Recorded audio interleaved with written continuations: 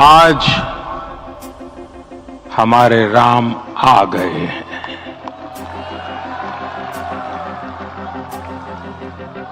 सदियों की प्रतीक्षा के बाद हमारे राम आ गए हैं। राम भारत की आस्था है, राम भारत का आधार है।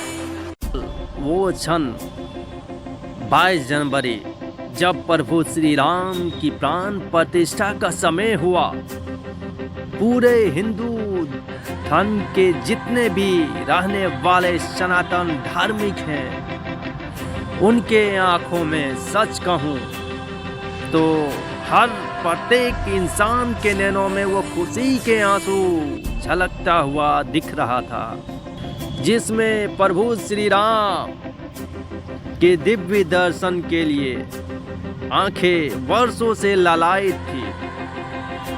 और जब मैं वीडियो शूट कर रहा हूँ, उस वक्त भी सिहरन सी हो रही है। वो भाग्य हमारे और आपके हैं जो प्रभु श्री राम इसी युग में, इसी पल में, इसी वक्त में हमारे जीवन, हमारे सामने। लेकिन वो प्रभु श्री राम की वो असीम कृपा हम सब पे बनी है, जो कि आज प्रभु श्री राम का भव्य मंदिर बनकर तैयार हो गया। राम भारत की प्रतिष्ठा है, राम भारत की आत्मा है, राम भारत का चेतना है। प्रभु श्री राम आ गए। आप तमाम हिंदुस्तान वासी जितने भी हैं, हिंदू सनातन धर्म के रहने वाले, सभी के आंखों में उस पल, वो क्षण 22 जनवरी का, जो कि भगवान प्रभु श्री राम की प्राण प्रतिष्ठा 500 साल की लंबी संघर्ष के बाद हुई है। और उनका श्रेय जाता है मोदी जी को। क्या प्रभु श्री राम ने ही उन्हें चुना था? और उनके विपक्ष जितने भी हैं विपक्षी, वो कहते हैं मोदी जी ने क्या किया।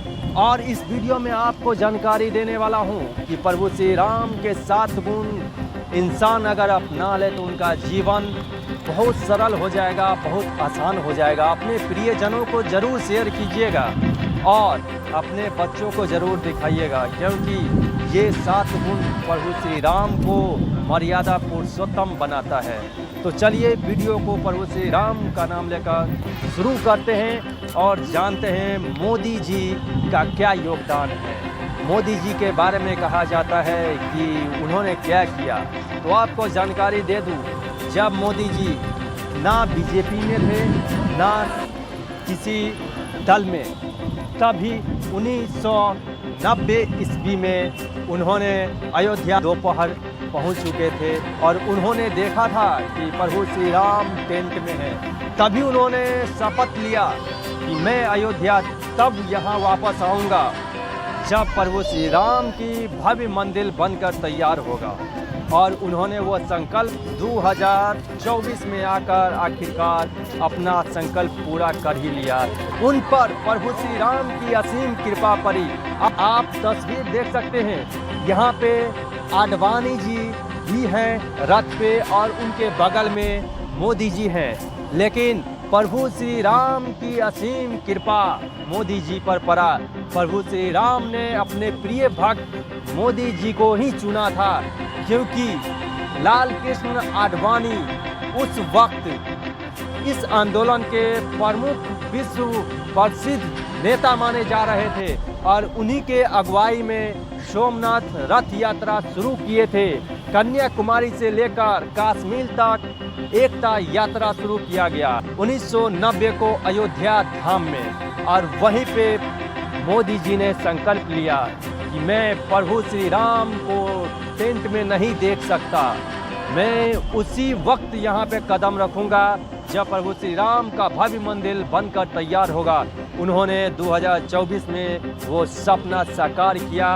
उनकी थोड़ी सी संघर्ष की कहानी मैं आपको बताने जा रहा हूँ। तो चलिए पहले जानते हैं, उसके बाद जानेंगे कि प्रभु श्री राम की वो 7 गुण क्या है। लाल कृष्ण आडवाणी, जो कि हिंदू के सबसे बड़े नेता के रूप में माने जाते हैं, जब सोमनाथ यात्रा यानी कन्याकुमारी से कश्मीर तक एकता यात्रा जब निकाला तो वो दिन था अयोध्या पहुंचने का 14 जनवरी 1990 का दोपहर के समय में आडवाणी जी रथ पे थे और उनके बगल में जो आप देख रहे हैं वही हैं मोदी जी।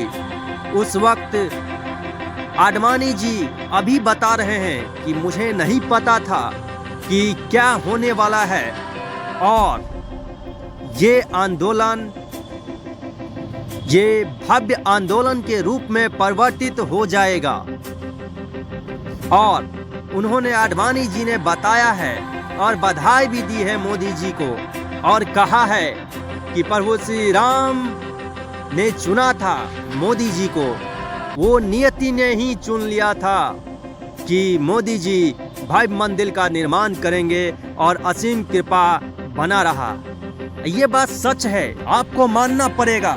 ना जाने आज़ादी से पहले और आज़ादी के बाद कितने नेता आए, कितने संघर्षकारी आए, पर ये 550 साल की लंबी संघर्ष के बावजूद भी प्रभु श्री राम का भव्य मंदिर नहीं बन पाया था। लड़ाई इतनी आसान नहीं थी। ऐसा कहा जाता है कि 1528 में बाबर ने राम मंदिर को गिरवाकर वहाँ पे बाबरी मस्जिद का निर्माण करवाया था। दो पक्ष लगातार दावे में सबूत देते रहे और 3 अदालतों तक ये लड़ाई चलती रही। 134 साल तक मामले की सुनवाई चलती रही। 102 साल तक फैजाबाद जिला अदालत में मामला चलता रहा। 23 साल तक इलाहाबाद हाई कोर्ट में इस पर सुनवाई हुई।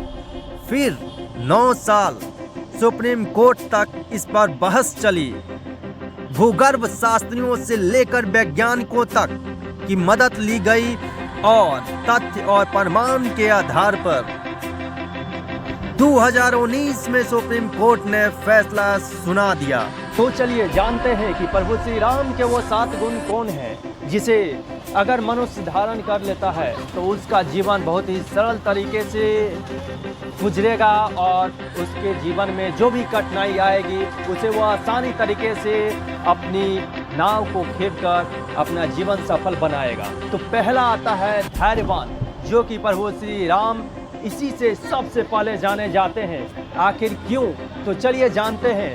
मुश्किल हालात में भी प्रभु श्री राम ने अपना धैर्य नहीं खोया। वनवास या पिता के निधन पर भी विचलित नहीं हुए। सीता हरण या लक्ष्मण को शक्ति बाण लगने पर भी अपना धैर्य नहीं खोया। तो आप जान सकते हैं कि ये है धैर्यता की परिभाषा। और दूसरा आता है सबसे त्याग और तपस्या, जो कि हर इंसान में त्याग की भावना तो होती है पर उसे वो पहचान नहीं पाते हैं, वो घमंड में आ जाते हैं। तो उसे कैसे दूर किया जाए? तो उसका उदाहरण उनका 14 साल का वनवास। मानव रहते हुए भी, राजकुमार रहते हुए भी वो इतने सुखी से त्याग करके अपना राजपाट छोड़कर 14 वर्ष खुशी खुशी वनवास के लिए चले गए। वो त्याग ही तो था। तीसरा आता है भेदभाव रहित। प्रभु श्री राम जाति धर्म को नहीं मानते थे। साधराज और केवट को अपना मित्र माना और सबरी के दलित सबरी के पैर भी खाए। चौथा आता है कुशल नेतृत्व। तो इसका क्या परिभाषा दिया है? तो चलिए जानते हैं। रामराज होने के साथ ही एक कुशल प्रबंधक थे। उनमें सबको साथ लेकर चढ़ने का गुण था। इसी वजह से विशाल सेना को लेकर श्रीलंका पर विजय प्राप्त की। पांचवा आता है दयालु। शक्ति और समर्थ होने के बावजूद भी उन्होंने कभी घमंड नहीं किया। मतलब कभी अपनी क्षमता को किसी के सामने प्रदर्शित नहीं किया बिना वजह से। और गिरहरी तक उनकी मदद में आगे आए और जटायु भी पीछे नहीं थे। छठा आता है आदर्श भाई और मित्र, जो कि रामायण के वो हर पाठ में आपको देखने को मिलेगा कि भाई और मित्र, इसके बारे में काफ़ी जिक्र किया गया हुआ है। इसमें बताया जा रहा है कि राम ने भाई भरत के लिए वनवास स्वीकार किया, लक्ष्मण के लिए हमेशा समर्पण के लिए तैयार रहे। मतलब भगवान राम आदर्श भाई की एक मिसाल थे, और यहीं तक नहीं, अपने मित्र के लिए भी मिसाल बने। तो सुग्रीव और विभीषण से आदर्श दोस्ती दिखाई, जो कि उनके जीवन में जो भी कठिनाइयाँ आई थी, बिना निसंकोच के उन्होंने उनके लिए अपना पूरा शक्ति समर्पण के लिए सौंप दी, ताकि यहाँ पे सुग्रीव और विभीषण को अपना अपना राज मिल सके। जो भी वो उतने शक्तिमान होते हुए भी उन्होंने घमंड करके कभी ऐसा जताने की कोशिश नहीं की। सात माता धर्म की रक्षा, कहते हैं ना कि अगर धर्म ही नहीं रहा तो जाति का क्या करोगे। तो चलिए जानते हैं कि आखिर यहाँ पे क्या संदेश दिया जा रहा है। धर्म की रक्षा के लिए हर चुनौती और नीति को, धर्म का उल्लंघन करने वालों का नाश किया। मायावी रावण और उसकी सेना का समूल्य नाश किया। तो ये था 7 गुण। अपने धर्म और अपने राष्ट्र की रक्षा करना हर इंसान का परम अधिकार है। तो आप भी अपने जीवन में ज़रूर इतना सा भी अगर समाहित कर लिए ना, तो आपका जीवन बहुत ही सरल हो जाएगा। तो चलिए प्रभु श्री राम का नाम लेते हुए इसे यहीं पे समाप्त करते हैं। फिर कुछ ऐसी चीज़ों के साथ आपके बीच ज़रूर आऊँगा। तब तक अपना ख्याल रखें, अपने परिवार का ख्याल रखें। जय हिंद, जय भारत।